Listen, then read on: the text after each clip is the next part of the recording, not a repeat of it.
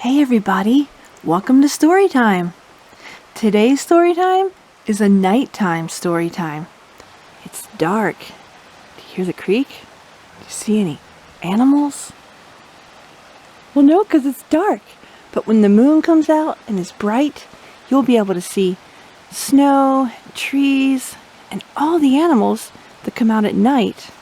Tonight we're going to talk about some nocturnal animals. Does anyone know what that means? Nocturnal means animals that come out at night.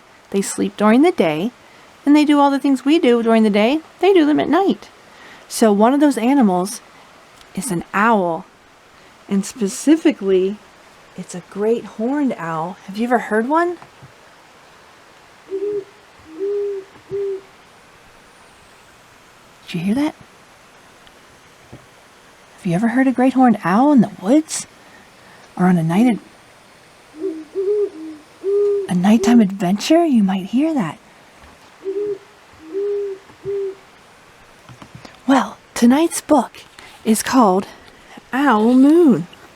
It's a special nighttime winter adventure book, and it's by Jane Yolen, illustrated by John Schroner.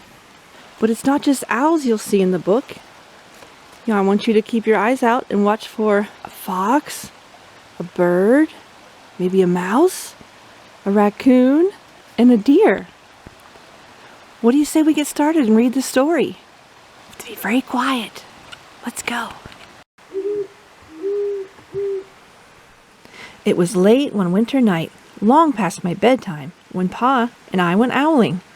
There was no wind, the trees stood still as giant statues, and the moon was so bright, the sky seemed to shine.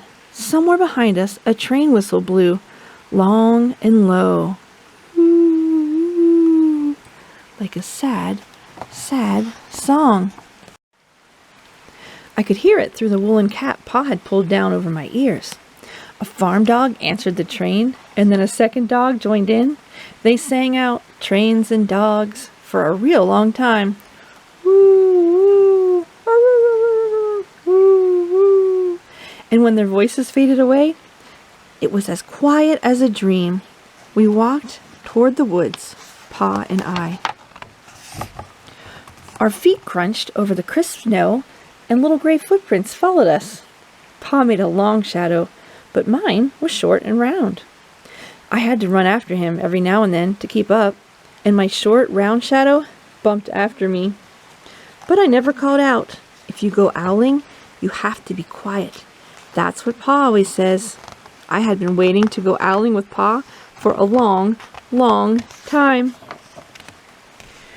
We reached the line of pine trees, black and pointy against the sky, and Pa held up his hand. I stopped right where I was and waited. He looked up, as if searching the stars, as if reading a map up there. The moon made his face into a silver mask. Then he called, "Hoo, hoo, hoo, hoo.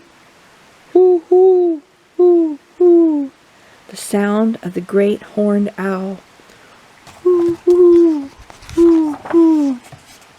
Again he called out, then again. After each call he was silent. And for a moment we both listened, but there was no answer. Pa shrugged, and I shrugged. I was not disappointed. My brothers all said, sometimes there's an owl, and sometimes there isn't. We walked on. I could feel the cold, as if someone's icy hand was palmed down on my back, and my nose and the tops of my cheeks felt cold and hot at the same time. But I never said a word. If you go owling, you have to be quiet and make your own heat. We went into the woods. The shadows were the blackest things I had ever seen. They stained the white snow. My mouth felt furry, for the scarf over it was wet and warm. I didn't ask what kind of things hide behind black trees in the middle of the night. When you go owling, you have to be brave. Then we came to a clearing in the dark woods. The moon was high above us. It seemed to fit exactly over the center of the clearing, and the snow below it was whiter than the milk in a cereal bowl. I sighed, and Pa held up his hand at the sound. I put my mittens over the scarf over my mouth and listened hard. And then Pa called, "Hoo, hoo, hoo, hoo, hoo, hoo, hoo, hoo." I listened, and I looked so hard that my ears hurt and my eyes got cloudy with the cold. Pa raised his face to call out again. But before he could open his mouth, an echo came threading its way through the trees. Did you hear that? Pa almost smiled. Then he called back, "Woo, woo, woo, woo," just as if he and the owl were talking about supper or about the woods or the moon or the cold.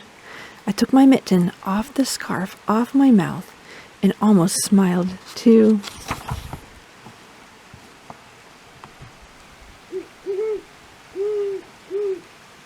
The owl's call came closer from high up in the trees on the edge of the meadow. Nothing in the meadow moved. All of a sudden, an owl shadow, part of the big tree shadow, lifted off and flew right over us.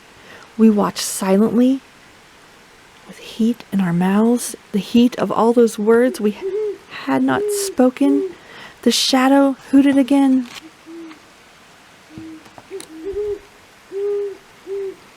Pa turned on his big flashlight and caught the owl just as it was landing on a branch. For 1 minute, 3 minutes, maybe even 100 minutes, we stared at one another. Then the owl pumped its great wings and lifted off the branch like a shadow without sound. It flew back into the forest. "Time to go home," Pa said to me. I knew then that I could talk. I could even laugh out loud. But I was a dark shadow as we walked home. When you go owling, you don't need words or warm or anything but hope. That's what Pa says. The kind of hope that flies on silent wings under a shining owl moon. Well, I hope you enjoyed the story. And I really hope that you get to go owling sometime in the winter or even in the summer. But in the winter, things are so quiet with the snow and the animals. And it's a really great time to go owling. Can you hear what the great horned owl says? He says, "Who's awake? Me too." You try it. Hoo, hoo, hoo, hoo. Hoo, hoo, hoo, hoo. You try it. "Who's awake? Me too."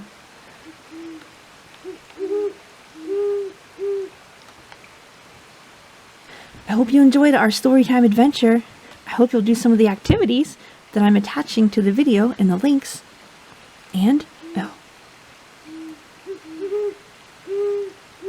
I hope you'll come back to Storytime for another story with me. Bye, everybody.